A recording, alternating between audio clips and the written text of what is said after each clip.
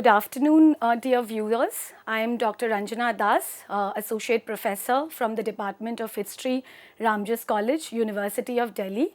The topic of my lecture today is Understanding the History and Scope of Museums in India. Before we discuss the history and scope of museums in India, I have prepared my lecture in a certain way that we have a sense of understanding what is meant by museums, what is the relevance of museums, why do we have museums, what purpose does it have in our lives, and the discipline of, which is engaged in the studying of museums. Within that realm, there are a lot of revisitations, recent interventions to make the corpus of museum studies more interesting. Then we also look into how it has emerged in the Western context before looking into the history and scope of museums in India.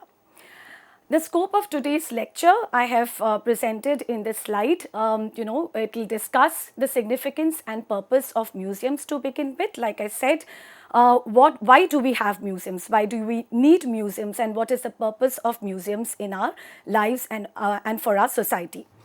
Then we look into the definition of museum, the definition of museum as has been given by ICOM under the United Nations, and musiology, which is the discipline, the scientific discipline, which is engaged in the studying of museums.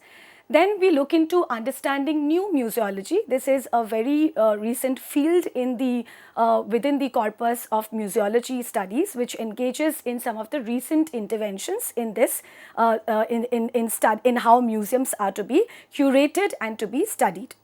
Then we look into the evolution of museums largely in the Western context. We begin with the Western context because the association of the emergence of museums that we are familiar with today is largely in the context of modernization, industrialization, the formation of modern nation states, which certainly emerged in the Western European countries. So we would look at the emergence of museums, evolution of museums first in the Western context. And having said that, we will look into finally the history of museums in India.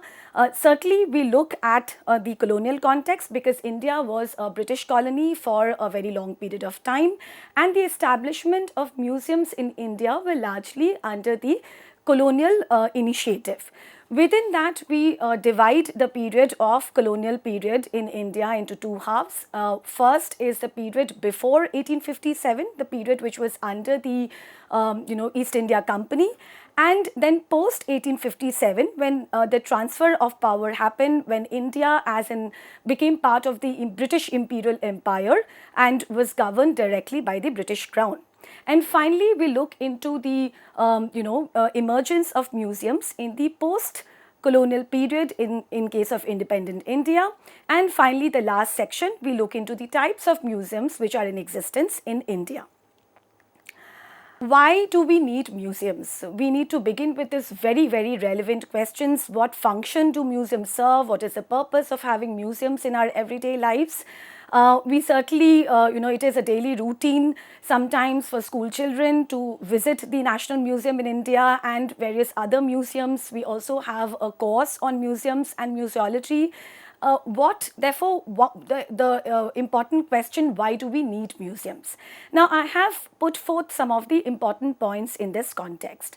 Museums certainly are very important cultural repositories, and as important cultural repositories, they represent the nation's political status and prestige. So a country invests, how much a country invests in its cultural policies and leads to the, formation of museums, which talks about its history, its heritage, its culture. That becomes a very, very important indicator for the country's status and prestige in the international realm. Secondly, but obviously, museums are very important tourist destinations. They have economic value. The tourists, they visit museums in order to know the country.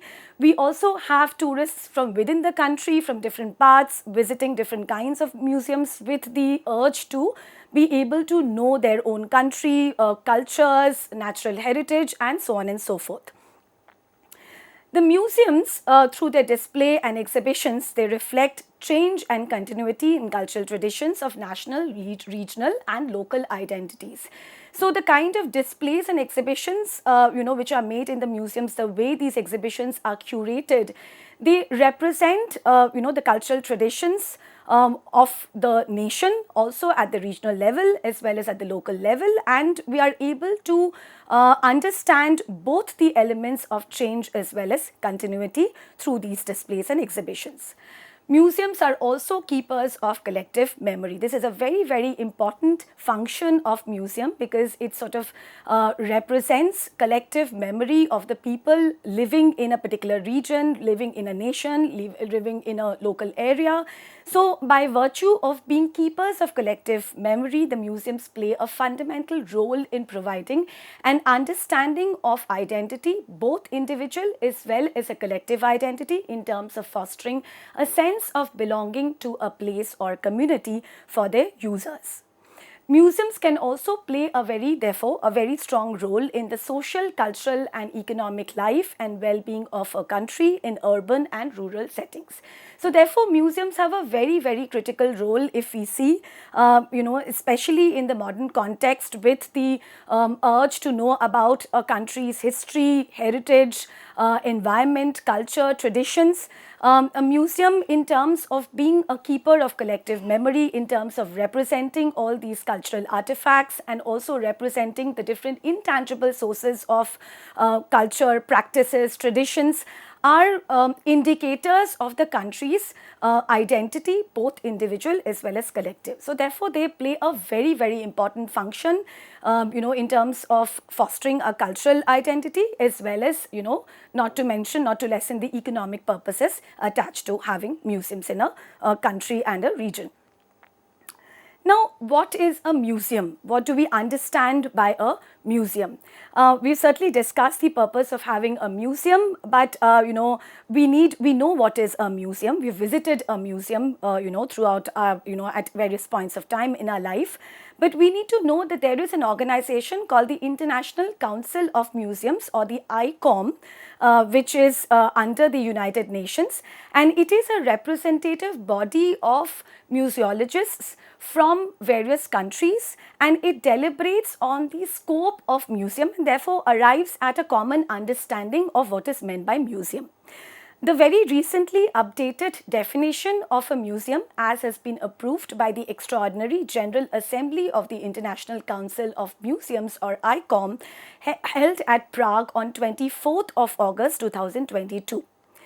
The definition, let me read out the definition in verbatim. It says, a museum is a not-for-profit permanent institution in the service of society that researches, collects, conserves, interprets and exhibits both tangible as well as intangible heritage. It's very important to note that right now we are not only talking about the tangible cultural artifacts, but it is equally important to preserve the intangible heritage, the intangible traditions, folklores, cultural practices, which are also a very, very important and fundamental part of a country's, culture. So it includes both collection, conservation, interpretation as well as exhibition of tangible and intangible heritage. Open to the public, accessible and inclusive, museums foster diversity and sustainability. They operate and communicate ethically, professionally and with the participation of communities, offering varied experiences for education, enjoyment, reflection and knowledge sharing. So therefore, another very important element that was included was the participation of communities. So there is a kind of a revisitation to the idea that the relationship between the museum and the community which it is representing, or the people who are visiting, that should not be compartmentalized, but it should be a constantly engaging process. And through this process of engagement, knowledge is produced and that knowledge is exhibited and communicated. And through this varied experiences, we are able to inculcate a system of education, also entertainment, because, people visit museums, for their entertainment and enjoyment purposes, reflection and knowledge sharing. It's very important to note that museums play a very, very critical role because they belong to the domain of public history. They're very, very different from, for example, the way academic history sort of operates, which is, much more based on facts, and, we have people who are trained in terms of, of engaging with the corpus of academic history. Museum largely belongs to a realm of public history. So people who are from various rungs of life, they might not be engaged with the field of history, but they are very, very interested to know their history, their cultures. So therefore, museum plays a very, very critical role in terms of acting as a public discourse of knowledge. International Community for Museology is again an organization which operates as part of ICOM, and it deliberates and disseminates the theoretical basis of museology as an independent scientific discipline. It's basically the science of studying museums, which is what museology is all about. But what exactly is museology? If you would like to engage a little bit deeper into it, it is again, quoting from the Ecoform, website. Museology is concerned with the theoretical approach to any individual or collective human activity related to the preservation, interpretation, and communication of cultural and natural heritage, and with the social context in which a specific man-object relationship takes place. So therefore, it concerns with the theoretical approach. There is a scientific, rational approach to it, and how this approach plays a very critical role in terms of preservation, intervention, and interpretation and communication of the natural and cultural heritage. Although the field of museology is much broader than the study of museum itself, its main focus remains the functions, activities, and the role of museums in the society as a repository of collective memory, because museology engages with a much more broader paradigm of how a museum requires to be conceptualized, requires to be formulated, what are its functions, what would be its role in terms of providing a certain kind of education to the society, and so on and so forth. The Ecoform was created in 1977 to represent the diverse perspectives of an international community of museologists and museum thinkers. Now let's look into the scope of new museology, which is again a very, very recent intervention in the realm of museology.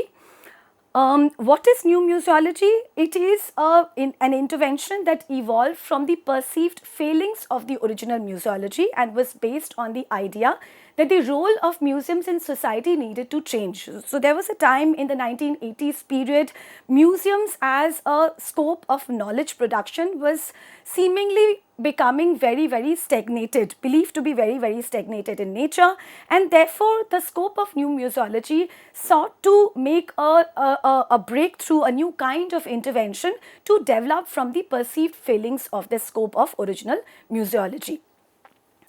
It is a discourse around the social and political roles of museums, encouraging new communication and new styles of expression in contrast to classic collection-centered museum models. So therefore, in contrast to what we traditionally know museums to be as the, as the storehouse of, classic collections, this intervention tries to build upon the social and political roles that museums may have through encouraging new kinds of communication and new forms of expression. I've given an example of the Anacostia Community Museum, which developed in the Washington DC in 1967, which was about the cultural practices and traditions of the Afro-American community in the region. The museology has been broken down to changes in value, meaning, control, interpretation, authority, and authenticity within museums. This also includes the redistribution of power within museums and curatorial redistribution. So in museums, how do we curate? What are the artifacts that are kept for exhibition? How are they exhibited? This entire process involves a kind of a selection process. So it is believed that there is a power connotation attached to it, representing whose, heritage and not representing the heritage of something else which we considered, which we deemed to be as irrelevant. So therefore, this new kind of an intervention, tries to bring about a curatorial redistribution of power within the scope of museums. It suggested areas of reconsideration that included the position of museums in conservation, the epistemological status of artifacts on display. So therefore, where are these museums positioned, at what part? That location becomes very important. The knowledge that represents the artifacts that are put on display, that becomes important. And also the nature and purpose of museum scholarship becomes very, very important. So these are some of the very, very important interventions in the scope of new museology. Another very, very important aspect of new museology is the fact that it involves a redefinition of the relationship that museums have with people and their communities. So this is again a very, very important part of the scope of new museology, where an attempt is to establish a relationship between the artifacts or the practices which are on exhibition and the people and the community that they are representing.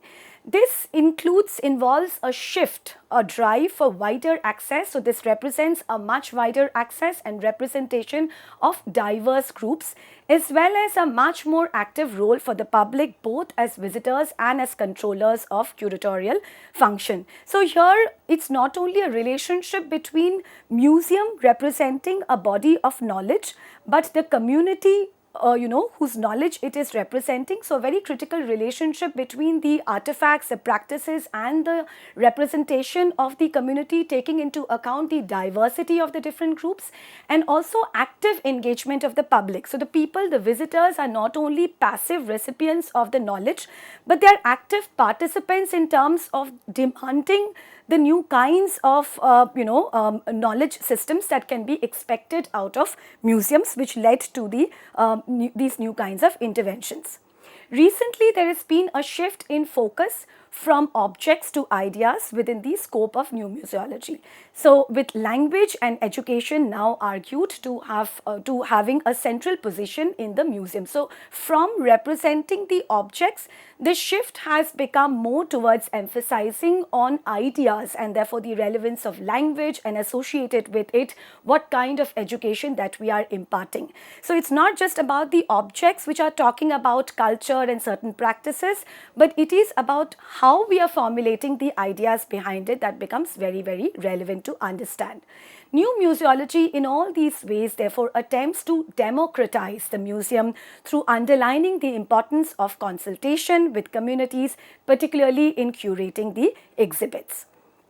So therefore, we have talked about the museology as a discipline in terms of studying museums.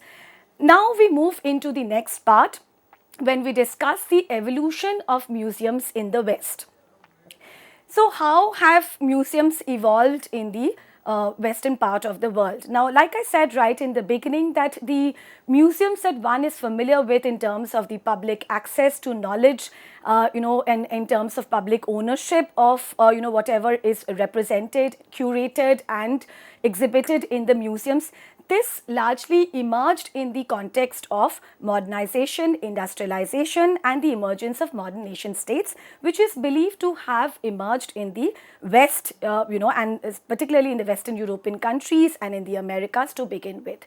But of course, we also see that, even before the museums that one is familiar with came into being, there were practices whereby, individuals who had interest would collect artifacts of interest, of curiosity, but they were largely for personal collection, for personal usages and for personal interest. So the earliest organized museum, that one can talk about in the Western context is believed to be in Alexandria, Egypt in 3rd century BC, which was established by Ptolemy I Soter, who was a Macedonian Greek general and a successor of Alexander the Great, and he was extremely interested in these objects of curiosity, and he established this museum, but the museum it was not the kind of museum that we are familiar with now. It functioned more like an ancient center of classical learning. Again, in the 15th century, around the Renaissance period in Europe, the term museum was revived to describe the collections of the Medici family in Florence, in Italy. Medici family was a very, very wealthy and influential family from the banking dynasty, and they again had a huge collection of artifacts, especially accumulated at the time of Lorenzo the Magnificent. And so this is when the term museum again, gets a kind of a sense, in terms of how it emerged in Europe. But then again, it's very important to understand that this was largely a personal collection and it was certainly not open to public access. The evidence of first public museum in that sense, one can say, was one which was opened in Oxford in 1683 using the collections of Mr. Elias Ashmole, who was, an antiquarian, a politician during the English Civil War on the side of royalists, and he also had a deep interest in collecting all these artifacts, which he donated eventually to the University of Oxford, and from where, the first museum and therefore the first public museum was established. The British Museum was later established in 1753. However, despite this, access to these museums was still highly limited. In France, one would be familiar with the famous Louvre Museum, where the famous painting of Mona Lisa by the great painter and physicist Leonardo da Vinci is kept, and it attracts thousands of visitors throughout the year. But it's very important to know that even the Louvre Museum was not opened up for complete public access until the French Revolution happened. In fact, the Louvre Museum was originally a royal palace before Louis XIV decided to shift to Versailles, and then the Louvre Museum was, the Louvre Palace was converted into a royal museum, albeit with limited access and no public access, of course, which happened only in the aftermath of the French Revolution in 1789. In United States, the establishment of museums was comparatively late, and from the beginning was based on the idea of public service and education. So unlike European countries, in United States, it right from the beginning was based on the idea of public service and education. The Charleston Library Society of Carolina was established in 1773, and finally the establishment of National Museum in 1846. So, therefore, we have come, to the end, to the first part of our lecture, where we looked into how museums, the relevance of museums, the significance and purpose of museums, what do we understand by the museum, the definition, the latest definition on museum, how the study of museum happens through the scope of museology, the recent interventions in the realm of museology, and how museums that one is familiar with emerged with the emergence of modern nation states in the West, and we looked at how it sort of emerged in Britain, in France, and finally in United States of America.